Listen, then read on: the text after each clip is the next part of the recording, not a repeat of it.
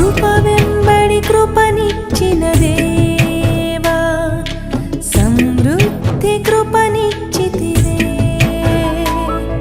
నీ కృప సమృద్ధి కృప, నీ కృప సమృద్ధి కృప. జీవాధిపతి నీ కొందనాలు ప్రభువా. పరిశుద్ధుడా మా నాయన, దయగల తండ్రి, నీకే స్తుతి స్తోత్రాలు చెల్లిస్తా ఉన్నాం. ఈ దినాన్ని మీరు మాకు ఆశీర్వాదకరంగా మార్చినందుకే వందనాలు ప్రభువా. దేవుని మాటలు ధ్యానించడానికి అవకాశాన్ని ఇచ్చినందుకై తండ్రి నీకు స్తోత్రం చెల్లిస్తా ఉన్నాం. అద్భుతకరుడానికి స్తోత్రాలు, ఆశ్చర్యకరుడానికి స్తోత్రాలు తండ్రి. మా నాయన మా ప్రభువా, సృష్టికర్త నీకు వందనాలు. నీకే స్తుతులు చెల్లిస్తూ ఇదిగో తని కొన్ని మాటలు ఈ ప్రాంతంలో మేము ధ్యానిస్తుండగా మీరే మా మధ్యలో ఉండి మమ్మల్ని బలపరచండి, ఆశీర్వదించండి. యేసు నామములో ప్రార్థించి వేడుకొంచుతున్నాం తండ్రి, ఆమేన్. ప్రియులారా, జీవము కలిగిన యేసుక్రీస్తు నామములో శుభములు మీకు తెలియజేస్తూ ఉన్నాం. ఈ దినం ప్రత్యేకమైన దినం కనుక దేవుని మాటలు ఈ రీతిగా మీ మధ్యకు తీసుకురావటానికి అవకాశాన్ని దేవుడు నాకు ఇచ్చినాడు. కాబట్టి ఈ మాటలు శ్రద్ధగా ఆలకించుదాం. మనందరితో ప్రభు మాట్లాడువాడు, నీతో మాట్లాడతాడు, నాతో మాట్లాడతాడు. ఆయన మాట్లాడే దేవుడు. ఆయన కన్నులుండి చూడకుండా, చెవులుండి వినకుండా మరి ఉండువాడు కాదు. ఆయన వినువాడు, ఆయన మాట్లాడేవాడు, మనల్ని చూస్తున్నవాడు. ప్రియులారా, కనుక శ్రద్ధగా ఈ మాటలు ఆలకించుదాం. పరిశుద్ధ బైబిల్ గ్రంథంలో జ్ఞాని అయిన సొలొమోను రాసినటువంటి పరమగీతం గ్రంథంలో 5వ అధ్యాయము 8, 9, 10, 11 4 మరి వచనాలు, లేక ఇవి కావ్యము కనుక 4 వచనాలు మనం ఈ కావ్య గ్రంథంలో నుంచి మనం చదువుకుందాం. నేను 8వ వచనం చదువుతున్నాను. యెరూషలేము కుమార్తెలారా, నా ప్రియుడు మీకు కనబడిన ఎడల ప్రేమాతిశయము చేత నీ ప్రియురాలు మూర్ఛిల్లెనని మీరతనికి తెలియజేయునట్లు నేను మీ చేత ప్రమాణము చేయించుకుందును. స్త్రీలలో అధిక సుందరివగుదానా, వేరు ప్రియుని కన్నా నీ ప్రియుని విశేషమేమి? నీవు మా చేత ప్రమాణము చేయించుకున్నటకు వేరు ప్రియుని కన్నా నీ ప్రియుని విశేషమేమి? అనగా 10వ వచనం చదువుతున్నాను. నా ప్రియుడు ధవలవర్ణుడు, రత్నవర్ణుడు, 10,000 మంది పురుషులలో అతని గుర్తింపవచ్చును. అతని శిరస్సు అపరంజి వంటిది, అతని తల వెంట్రుకలు కాకపక్షం వలె కృష్ణవర్ణములు. ప్రియులారా, గమనించండి. అద్భుతమైనటువంటి ఈ కావ్య గ్రంథంలో మరి ఆ సూలమితి తన ప్రియుడైనటువంటి మరి సొలొమోనును గురించేటువంటి సంగతులు ఇక్కడ వ్రాయబడి ఉన్నాయి. నిజంగా అక్కడ ఉండే ప్రాంతంలోని ఆ వ్యక్తులను సూచిస్తూ రాసిన కావ్య గ్రంథమైన అది సంఘమునకు మన ప్రియుడైనటువంటి ప్రాణప్రియుడైనటువంటి యేసుక్రీస్తుకు సంబంధించినటువంటి మాటలుగా మనము మరి చూస్తూ ఉన్నాం. అందుకే ఈ మాట ఇట్లా వ్రాయబడి ఉన్నాయి. ఇక్కడ గమనించేట్లయితే మరి యెరూషలేము కుమార్తెలారా, నా ప్రియుడు మీకు కనబడినాడా అని ఆమె అడుగుతూ ఉంది. ఆమె అడుగుతున్నప్పుడు మరి ఆ యెరూషలేము కుమార్తెలు అడుగుతూ ఉన్నారు, ఏంటమ్మా నీ ప్రియునిలో విశేషము, నీ ప్రియుని యొక్క విశేషమేంటి మరి అని అడుగుతూ ఉండగా, అంతేకాకుండా స్త్రీలలో అధిక సుందరివగుదానా, నీ ప్రియుని విశేషమేమి అని మరి వారు అడుగుతూ ఉండగా ఆమె చెప్తున్న మాటలు చూసినట్లయితే, నీవు నా ప్రియుడు ధవలవర్ణుడు, నా ప్రియుడు రత్నవర్ణుడు, 10,000 మంది పురుషులలో అతని గుర్తింపవచ్చును. అతని శిరస్సు అపరంజి వంటిది, అతని తల వెంట్రుకలు కాకపక్షం వలె కృష్ణవర్ణములు, నల్లని వెంట్రుకలు కలిగిన వాడు.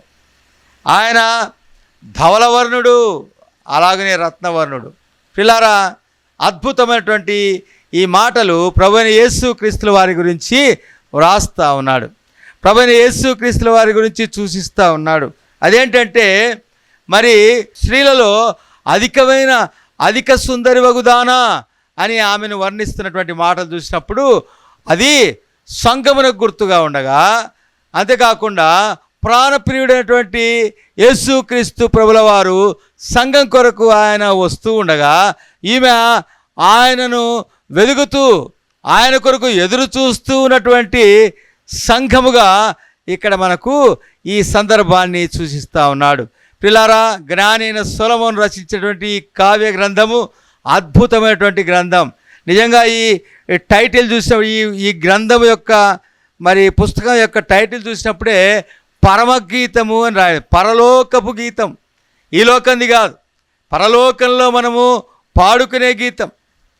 దేవుని సన్నిధిలో ఆయన ముఖదర్శనము చేసుకుంటూ ప్రకటన గ్రంథము 22వ అధ్యాయం 4వ వచనం చూసినట్లయితే తన దాసులు ఆయన ముఖదర్శనం చేసుకుంటూ మరి ఆయన ఆరాధిస్తూ ఉన్నారన్న సంగతి అక్కడ మనకు కనిపిస్తుంది. ఇంకా 4-5 అధ్యాయాల్లో చూసినట్లయితే ఆయన సింహాసనాసీనుడై కూర్చున్నప్పుడు 24 పెద్దలు, 4 జీవులు, కోట్లాను కోట్ల దేవదూతలు, మరి విస్తారమైనటువంటి జనములు, మరి ఆయా భాషల వారు, ఆయా ప్రాంతముల వారు, ఆయా తెగలకు సంబంధించిన వారందరూ కూడా ఆయన సన్నిధిలోనికి వచ్చి ఆయనను స్తుతిస్తున్నట్టుగా మనం చూస్తూ ఉన్నాం. మరి అక్కడ 24 పెద్దలు కూడా తమ కిరీటములు ఆయన ఎదుట, ఆయన పాదముల యొద్ద పడవేసి సాగిలపడి ఆయన స్తుతిస్తూ ఉన్నారట. ఓ అద్భుతమైన దృశ్యం. కాబట్టి ఇక్కడ మరి ఆ సులమితిని అడుగుతూ ఉన్నారు యెరూషలేము కుమార్తెలు, ఓ అధిక సుందరి వగుదానా, మరి సుందరవతి, నీ ప్రియుల్లో విశేషమేంటి? నీవు అంతగా ఆయన్ను కోరుకుంటున్నావంటే నీ ప్రియుని యొక్క విశేషం ఏంటి అని వారు అడుగుతున్నప్పుడు ఆమె చెప్తున్న మాట ఏంటంటే, గమనించండి ప్రియులారా, నా ప్రియుడు ధవలవర్ణుడు, నా ప్రియుడు ధవలవర్ణుడు. ధవలము అంటే తెల్లని అని అర్థం. తెల్లని అంటే పరిశుద్ధతకు సాదృశ్యంగా ఉంది. అంటే నా ప్రియుడు పరిశుద్ధుడు, నా ప్రియుడు కల్మషము లేనివాడు, నా ప్రియుడు పరిశుద్ధుడే కానీ అంతేకాకుండా నా ప్రియుడు రత్నవర్ణుడు. రత్నాల గురించినటువంటి మాటలు మనం చూసినట్టు రకరకాల రత్నాలు ఉంటాయి. అందులో ఇక్కడ రాయబడినటువంటి సంగతిని మనం చూసినట్లయితే ఆయన ఎర్రని వాడుగా మార్చబన్నాడు. అందుకని యెషయా గ్రంథములో 1వ అధ్యాయం 18వ వచనంలో చూసినప్పుడు అక్కడ చక్కటి మాట ఒకటి రాయబడింది. అదేంటనగా, రండి మన వివాదం తీర్చుకుందాం, దేవునికి మనకున్నటువంటి వివాదం తీర్చుకుందాం. పాపం వలన దేవునికి మనము ఎడముగా ఉన్నాం. పాపం మనల్ని దేవునికి దూరస్తులుగా చేసింది. అయితే దూరస్తులుగా ఉన్నటువంటి మనల్ని సమీపస్తులుగా చేయటానికి కొరకై ఆయన తెల్లని ధవలవర్ణుడుగా ఉన్నటువంటి ఆయన రత్నవర్ణుడుగా ఎర్రని కెంపు వలె మార్చబన్నాడు అని అక్కడ రాయబడింది. ఆయన పిలుస్తూ ఉన్నాడట, నీ పాపములు ఒకవేళ ఎర్రగా కెంపు వలె ఉన్నా కూడా గొర్రెబొచ్చు వలె తెల్లగా మారుస్తానంట అన్నాడు. ఓ ప్రియుడా, ప్రియ సోదరి, నీ ప్రియుడు ఎవరు అంటే ఆయన చెప్తున్నాడు, కెంపు వలె ఉన్నటువంటి నా పాపములు తీసివేసి ఉన్ని వలెను గొర్రెబొచ్చు వలెను తెల్లగా మార్చగలిగిన వాడు. ఎట్లా మార్చినట అంటే ఆయన మొదట ధవలవర్ణుడు, ఆయన తెల్లని పరిశుద్ధుడైనటువంటి ఆ పావనుడు. ఆయన ఏం చేసినాడట, నా సౌందర్యమును కోరిన వాడై మనలో ఉన్నటువంటి పాపమును తీసివేయటానికి కొరకై ఆయన కెంపు వలె మార్చబన్నాడు, ఆయన రత్నవర్ణుడిగా మార్చబన్నాడు. అందుకని ఆమె చెప్తా ఉంది, ఎవరు నీ ప్రియుని యొక్క విశేషం ఏంటంటే నా ప్రియుడు ధవలవర్ణుడు, నా ప్రియుడు రత్నవర్ణుడు. 10,000 మందిలో కూడా అతన్ని నేను గుర్తింపవచ్చును. 10,000 మంది ఉన్నా కూడా ఇక్కడ అక్షరార్థంగా 10,000 మంది అని వ్రాయబడింది. కానీ ఎంత పెద్ద గుంపైనా, కోట్ల మంది జనముల్లో ఆయన ప్రత్యేకమైన వాడు. లోకంలో మనం చూస్తే మరి వారి పేర్లు మనం ఎత్తకూడదు, అయినప్పటికీ కూడా లోకంలో దేవుళ్ళు అనబడేవారు, దేవతలు అనబడేవారు చాలామంది ఉన్నారని మనం లెక్కకు చూస్తూ ఉన్నాం. ఒకవేళ ఎంతమంది ఉన్నా కూడా నన్ను ప్రేమించినవాడు, నీ పాపములు తీసివేసినవాడు, నా పాపములు తీసివేయగలిగినవాడు, తీసివేసినవాడు, మన పాపములు పరిహరించగలిగినవాడు ఆయన యోగ్యుడు. ఆయనే ధవలవర్ణుడు, ఆయనే రత్నవర్ణుడుగా మార్చబడినాడు. ఆయనే ఎంతమంది అయినా కూడా 10,000 మంది ఉన్నా కూడా నేను ఆయన గుర్తిస్తాను. ఓ ప్రియుడా, ప్రియ సోదరి, అయ్యా అమ్మ, ఇది నాన్న నీవు ఇట్టి అనుభవాన్ని కలిగి ఉన్నావా? నిన్ను పాపముల నుంచి విడిపించగలిగిన వాడిని నీవు గుర్తిస్తున్నావా? ఈ లోకంలో పాపము తీసివేయబడాలంటే రక్తము చిందించబడాలి అని ధర్మశాస్త్రం చెప్తా ఉన్నది. పాపము తీసివేయబడాలంటే రక్తము చిందించబడాలి. ఎవరు నీ రక్తాన్ని, ఎవరు నీ పాపమును తన రక్తం చేత కడిగినాడు? ఎవరు నీ పాపములు తీసివేసినటువంటి వాడు? ఎక్కడైనా నీవు గుర్తించినావా? అది యేసుక్రీస్తులోనే సంభవం. యేసుక్రీస్తు ప్రభుల వారు పరిశుద్ధుడుగా మరి ఆకాశమండలంలో ఉన్నటువంటి వాడు. ఆయన ఈ భూమిని సృష్టించినప్పుడు ఆయన ప్రధాన శిల్పిగా ఉన్నవాడు. లేత మొక్కవలెను, ఎండిన భూమిలో మొలిచిన మొక్కవలెను ఆయన మరి సుకుమారంగా ఉన్నటువంటి వాడు. ఆయన ఏమైనాడట అంటే, నిన్ను విడిపించటానికి కొరకాయ, నీ పాపములు, నా పాపములు, సర్వలోక పాపములు తీసివేయటానికి కొరకాయ ఆయన ధవలవర్ణుడుగా మార్చమన్నాడు. ఆయన రక్తవర్ణుడిగా మార్చమన్నాడు. ధవలవర్ణుడైన ప్రభు రక్తవర్ణుడిగా మార్చమన్నాడు. యేసుక్రీస్తు ప్రభుల వారి యొక్క తల మీద ముళ్ళ కిరీటం పెట్టినారు, రక్తము ధారలుగా కారింది. యేసుక్రీస్తు ప్రభుల వారి యొక్క చేతులలో మేకులు కొట్టినారు, రక్తం కారింది. కొడా దెబ్బలు కొట్టినారు, రక్తపు ముద్దగా మార్చమన్నారు. కాళ్ళలో మేకులు, ప్రక్కలో బల్లెపోటు పొడిస్తే రక్తమును నీళ్లును కారేను అని రాయబడింది. అంటే ఆయన అరికాలు మొదలుకొని నన్నెత్తి వరకు కూడా రక్తపు ముద్దగా మార్చమన్నాడు. ధవల వర్ణము కాస్త కెంపు వలె ఎర్రగా మార్చమన్నాడు. నిన్ను నన్ను కడిగినాడు, పరిశుద్ధులుగా చేసి ఒక దినమున దేవుని సన్నిధిలో నిలబెట్టడానికి మనల్ని సిద్ధపరుస్తా అన్నాడు. ఓ ప్రియుడా, ప్రియ సోదరి, ఈ సంగతి నీ వెరుగుదువా? ఎరకపోతే నీ హృదయాన్ని యేసు ప్రభువుకు అప్పగించు. యేసుకు నీ హృదయాన్ని తెరిస్తే ఆయన నీలోనికి వచ్చి నీలో ఉన్నటువంటి బలహీనతలని తీసివేస్తావు. ఒకవేళ మనం అనుకోవచ్చు, నేనేం బలహీనతలు కలిగి ఉన్నాను, నేను పరిశుద్ధిని, నేను ఏ పాపము చేయలేదని ఒకవేళ అనుకున్నట్లయితే ఒకటే గుర్తు, పాపము లేనివాడు మరి ఈ లోకంలో మరి చిరంజీవిగా ఉండవలసినటువంటి వాడు. పాపము లేని వానికి ఆకలి దప్పులు ఉండకూడదు. ఎందుకంటే పరలోక రాజ్యంలో ఆకలి దప్పులు ఉండవు. అక్కడ మరణం ఉండదు, ఏడుపు ఉండదు, దుఃఖం ఉండదు, చీకటి ఉండదు అని రాయబడింది. ఓ ప్రియుడా, ప్రియ సోదరి, మరి వీటన్నిటికీ వీటన్నిటిలో నీవు సాగుతున్నావంటే ఆకలి నీకు అవుతా ఉంది, దప్పిక నీకు అవుతా ఉంది. అంతేకాకుండా నీవెంత సంపాదించినా ఈ లోకాన్ని వదిలిపెట్టి వెళ్ళిపోవాల్సి వస్తూ ఉంది. కారణం ఏంటి అంటే, ఇదిగో నీలో పాపం ఉన్నదని దేవుని వాక్యం సెలవిస్తోంది. దేవుని వాక్యంలో ఇంకా ఇట్లా ఉంది, ఏ భేదమును లేదు, అందరూ పాపం చేసి, అందరూ, ఏ దేశమా, ఈ దేశమా, ఆ దేశమా, ఈ ప్రాంతమా, ఆ ప్రాంతమా, తెల్లనివారా, నల్లనివారా కానే కాదు, మానవులందరూ పాపము చేసి దేవుని మహిమను పోగొట్టుకున్నారట. దేవుని మహిమ పోగొట్టుకున్న ఈ మనుషుని తిరిగి మహిమతో నింపటానికి కొరకాయ ఆ ప్రియ ప్రభు పరలోకమును వదిలిపెట్టి ఈ లోకానికి వచ్చాడు. ఆయనే విశేషమైనటువంటి ధవలవర్ణుడు, రత్నవర్ణుడుగా మార్చబడినవాడు. 10,000 మందిలో అతి ప్రియుడు, అతి కాంక్షణీయుడు అని ఓ ప్రియుడా, ప్రియ సహోదరి, దేవుని ఆ గ్రంథంలో మరి అనేక సంగతులను, అనేక విషయాలు మరి బయలుపరుస్తూ దానికి ముద్ర వేస్తూ ఉన్నాయి. ఇక్కడ సులమితి కూడా చెప్తా ఉంది, నా ప్రియుడు ధవలవర్ణుడు. 10,000 మందిలో నేను అతని గుర్తించవచ్చు, అతడు ప్రత్యేకమైన వాడు. కాబట్టి ఆ ప్రియ ప్రభు నిన్ను నన్ను విమోచించటానికి లోకానికి వచ్చినాడు. యేసుక్రీస్తు ప్రభుల వారు కన్య అయిన మరియ గర్భాన పరిశుద్ధుడుగా జన్మించాడు, పరిశుద్ధ జీవితం జీవించినాడు.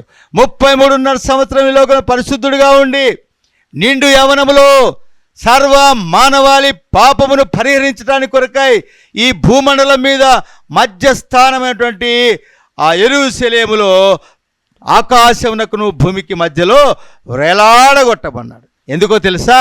మానవులందరినీ రక్షించాలని. ఏ దేశమైనా, ఏ ప్రాంతమైనా, ఏ రంగు వారైనా, ఏ భాష వారైనా అందరినీ రక్షించాలని.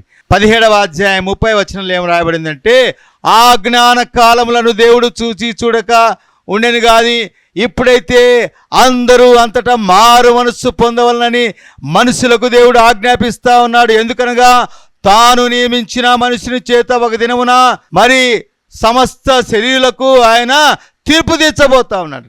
ఆయన మృతులలో నుండి లేచినాడు కనుక దీన్ని నమ్మటానికి వీలు కలుగజేసి ఉన్నాడు అని దేవుని వాక్యం సెలవిస్తోంది.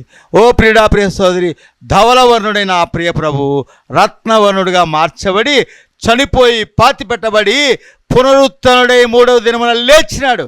ఈనాడు ఎంతోమంది సమాధులు అలాగనే ఉండిపోయినాయి. భక్తుల సమాధులు, మహాత్ముల సమాధులు అలాగనే ఉండిపోయినాయి. అయితే యేసుక్రీస్తు ప్రభుల వారి సమాధి మాత్రము తెరిచి పెట్టబడి ఉంది. ఆయన పునరుత్థానుడై ఉన్నవాడు, ఆయన లేచినాడు, నిన్ను కూడా లేపుటకు శక్తిమంతుడు. గమనించండి, యోహాను సువార్త 1వ అధ్యాయం 14వ వచనంలో ఒక చక్కటి మాట రాయబడింది. ఆ వాక్యం అంటే ఆదిలో ఉన్నటువంటి వాక్యమని యోహాను సువార్త 1వ అధ్యాయం 1వ వచనంలో రాయబడింది. ఆది అందున్నటువంటి వాక్యము శరీరధారిగా కృపా సత్య సంపూర్ణుడుగా ఏ లోకమునకు వచ్చినాడు. ఆయనే యేసు.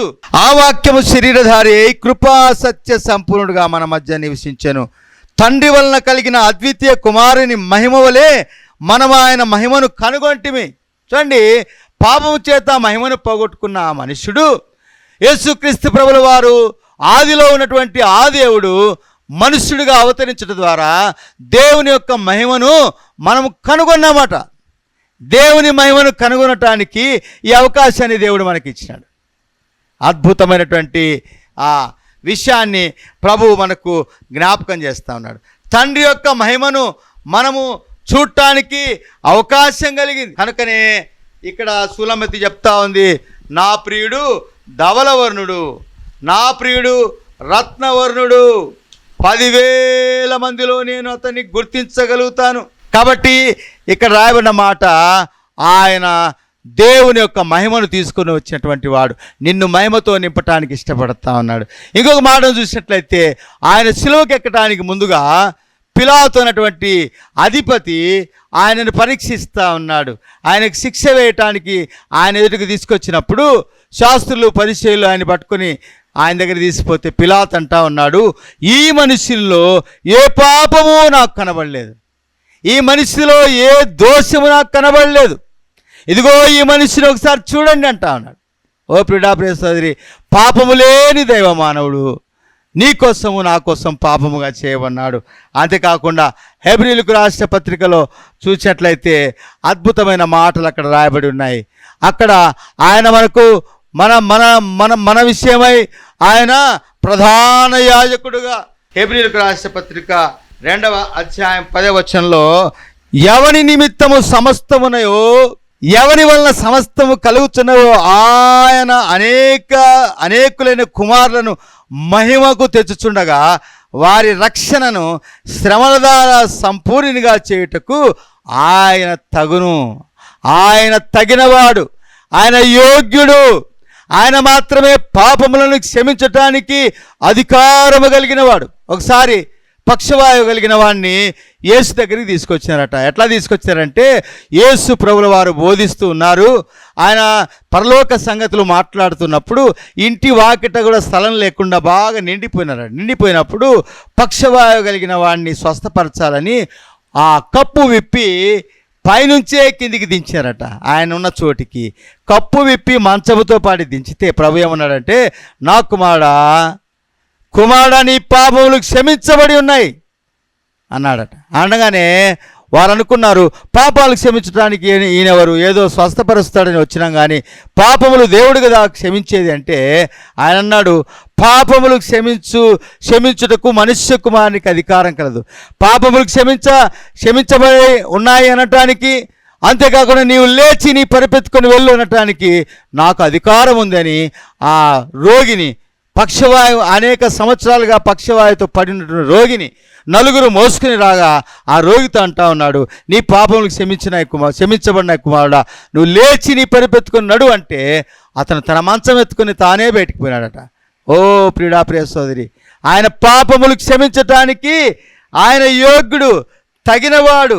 అందుకనే ఇక్కడ ఏమంటున్నాడంటే సమస్త సృష్టిని చేసినవాడు ఆయనే, అంతేకాకుండా పాపములు క్షమించటానికి కూడా ఆయనకే అధికారం ఉంది, ఆయన తగినవాడు అని ఇక్కడ రాయబడింది. కాబట్టి అట్టి ప్రభువును నీవు సొంత రక్షకుడుగా అంగీకరించినట్లయితే నీకు మేలు. ఎందుకంటే దేవుని మహిమను నీవు చూస్తావు. నీ సొంత ప్రయత్నం చేత దేవుని మహిమను నీవు చూడలేవు. ఒకవేళ ఈ సృష్టిని చూసేట్లయితే ఎంత అందంగా అలంకరించబడింది, ఎంతో సుందరంగా ఈ దేశం ఉంది, ఇంకా అనేక దేశాలు కూడా సుందరంగా ఉన్నాయి. అయితే నీలో ఉన్నటువంటి పాపమును సుందరంగా తీర్చిదిద్దటానికి యేసుక్రీస్తు ప్రభుల వారు సరైన వాడు, నీకు సరిపోయినవాడు.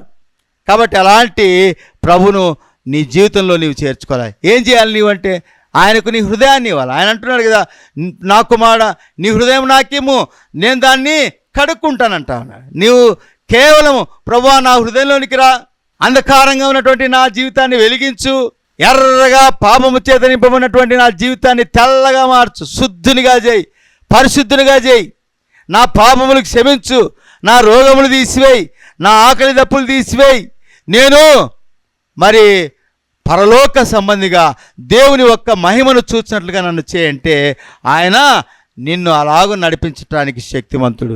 ఓ ప్రియుడా, ప్రియ సోదరి, కాబట్టి ఈ దినాన నా ప్రభు నీతో మాట్లాడుతూ ఉన్నాడు. నీవెవరైనా సరే, నీవు ఎక్కడి వాడవైనా సరే, నీవు ఏ దేశస్థుడైనా సరే, ఇదిగో ఇక్కడ నిలబడి నేను చెప్తున్నాను, యేసు సర్వలోక పాప పరిహారకర్త.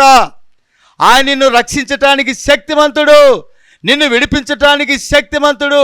ఆయన నీ పాపములన్నింటినీ భరించినాడు. అంతేకాకుండా మరణమైపోయి ఆయన లేచి పరలోకానికి వెళ్ళిపోయినాడు. వెళ్ళిన ఆ యేసు రాబోతా ఉన్నాడు. ఆయన అన్నాడు, ఇదిగో నేను వెలుచున్నాను పరలోకంలో మీ కొరకు స్థలము సిద్ధపరచడానికి అన్నాడు. ఆయన వచ్చినప్పుడు ఆయన పోలికలోనికి మనం మార్చబడతామట. అపోస్తలుడైన యోహాను ఆయన తన పత్రికలో రాస్తూ ఇట్లా చెప్తా ఉన్నాడు.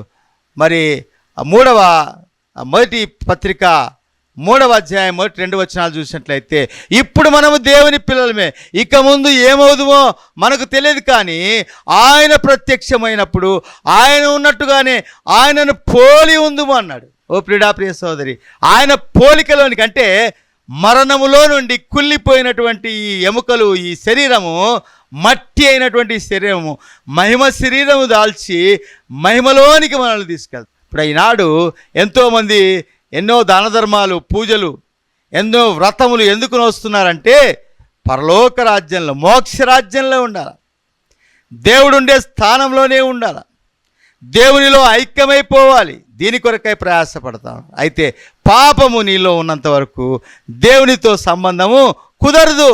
అందుకని నీ పాపం పోవాలంటే యేసుక్రీస్తు రక్తము అవసరం. ఒక రోగికి సరైన మందు ఇస్తే కానీ, చికిత్స చేస్తే కానీ ఆ రోగము కుదరదు.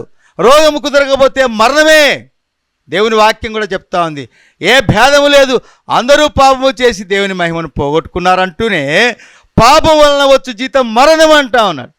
మరణం అంటే దేవుని వాక్య ప్రకారం నిత్య తీర్పు. అక్కడ అగ్ని ఆరదు, పురుగు చావదు. నీవెవడవైనా సరే, నీవు ఏ స్థితిలో ఉన్నా మరి నిత్య తీర్పులోనికి వెళ్ళిపోవాల్సింది. అలాంటి తీర్పులో నీవు ఉండకూడదని ఆ ప్రియ ప్రభు తానే ఈ లోకానికి వచ్చి నీకోసము మరి క్రయధనముగా తన ప్రాణాన్ని పెట్టినాడు. నీవు కొట్టుమిట్టాడుతూ ఉంటే, కొర ప్రాణముతో పడి ఉన్న నీ జీవితాన్ని తన రక్తమిచ్చి నిన్ను సరి చేయటానికి, తిరిగి ప్రాణ ప్రతిష్ఠ నీకు చేయటానికి కొరకై. చాలామంది ప్రాణ ప్రతిష్టలు చేస్తూ ఉంటారు, అది సబ్జెక్టు వేరు. అయితే ఓ ప్రియుడా, పాపముతో పడి ఉన్న నీ జీవితానికి, కొర ప్రాణముతో ఉన్నటువంటి నీ జీవితానికి, దేవుని తీర్పు అన్నటువంటి మరణములో ఉన్నటువంటి నీ జీవితానికి ప్రాణ ప్రతిష్ఠ చేయటానికి యేసు రక్తము చిందించినాడు. ఆ రక్తమునందు నీ విశ్వాసం ఇస్తే చాలు, నిత్య రాజ్యము, మోక్ష రాజ్యం నీదవుతుంది. ఒకవేళ ఇది నాకెందుకులే అనుకున్నావా, అయ్యో ఆ తీర్పులో నుంచి ఎవరు తప్పిస్తారు నిన్ను? అక్కడ ఆయన సింహాసనాసీనుడై కూర్చొని మనుషులందరికీ ఆయన తీర్పు తీర్చబోతా ఉన్నాడట. పాపములో ఉన్న వారిని నిత్య నరకాగ్నికి అప్పగిస్తే అక్కడ అగ్ని ఆరదు, పురుగు చావదు, అలాంటి స్థలానికి వెళ్ళిపోవాల్సింది. ఓ ప్రియుడా, ప్రియ సోదరి, ఈ దినాన ప్రభు నీతో మాట్లాడుతుండగా నీవు ఆయనకు నీ హృదయాన్ని ఇవ్వాలని ఆశపడుతున్నావా? ఆయనకు నీ హృదయాన్ని ఇవ్వాలని నీవు ఆశపడినట్లయితే ఆయన సిద్ధంగా ఉన్నాడు నిన్ను స్వస్థపరచడానికి. ఓ ప్రియుడా, ప్రియ సోదరి, ఇది నాన్న ప్రభు నీతో మాట్లాడుతున్నట్లయితే ఆయనకు నీ హృదయాన్ని ఆయన చెప్తున్నాడు కదా, హృదయం అనే తలుపు వద్ద నిలుచుండి నేను తట్టుచున్నాను, ఎవరైనాను నా స్వరం విని తలుపు తీస్తే నేను లోనికి వచ్చి నేను అతడు కలిసి భోజనం చేయదు, సహవాసం చేయదు అంటా ఉన్నాడు. నీవు తలుపు తెరిస్తే, నీ హృదయం అనే తలుపు తెరిస్తే చాలు, ఆయన లోనికి వచ్చి నిన్ను బాగు చేసి నీతో సహవాసం చేస్తాడు. అప్పుడు నిత్య సంతోషము ఇక్కడను, అంతేకాకుండా నిత్య సంతోషం అక్కడను. ఒకవేళ నాకెందుకులే, నేను బాగానే ఉన్నాను, బాగా సంపాదించాను నీవు అనుకున్నట్లయితే నీవు మరణిస్తే నిత్య తీర్పులోనికి పోవాలి. అక్కడ ఎవరు నిన్ను తప్పించరు. అక్కడ అగ్ని ఆరిపోదు, ఈ పురుగు చావదు అని రాయబడింది. అగ్ని ఆరని, పురుగు చావని స్థలంలోనికి వెళ్ళిపోకుండా ఉండాలంటే సులమితి చెప్పినట్టుగా, ఇదిగో నా ప్రియుడు ధవలవర్ణుడే, అయితే ఇప్పుడు నా ప్రియుడు రక్తవర్ణుడుగా మార్చమన్నాడు. ఎందుకు తెలుసా? ఇదిగో సంఘమును శుద్ధి చేసి ఓ పరలోకములో ఈ సంఘాన్ని, అంటే ఎవరైతే క్రీస్తు యేసును సొంత రక్షకుడుగా అంగీకరించినారో వారందరినీ తీసుకుని వెళ్ళటానికి కొరకాయ ఆయన తిరిగి రాబోతా ఉన్నాడు. ఆయన వచ్చే లోపల నీవు ప్రభు అయిన యేసును నీ హృదయంలో చేర్చుకో, అంగీకరించు. కేవలం నీవేమి ఇవ్వాల్సిన పని లేదు, నీ పేరు మార్చుకోవాలా, నీ ఊరు మార్చుకోవాలి, నీ ప్రాంతం మార్చుకోవాల్సిన పని లేదు. నీ హృదయాన్ని ఆయనకి ఇస్తే చాలు, ఆయన నీ హృదయాన్ని సరిచేసి నిత్య రాజ్య వారసునిగా నేను చేస్తాడు. అలాంటి శ్రేష్టమైన భాగ్యం దేవుడు నీకు అనుగ్రహించునుగాక. ప్రభు యేసు రమ్మనుతుండే పాపులనెల్లరినీ, ప్రభు యేసు రమ్మనుతుండే పాపులనెల్లరినీ, వచ్చిన వారికి ప్రభు యేసుండే విశ్రాంతినిచ్చు, వచ్చిన వారికి ప్రభు యేసుండే విశ్రాంతినిచ్చు. ప్రభు యేసు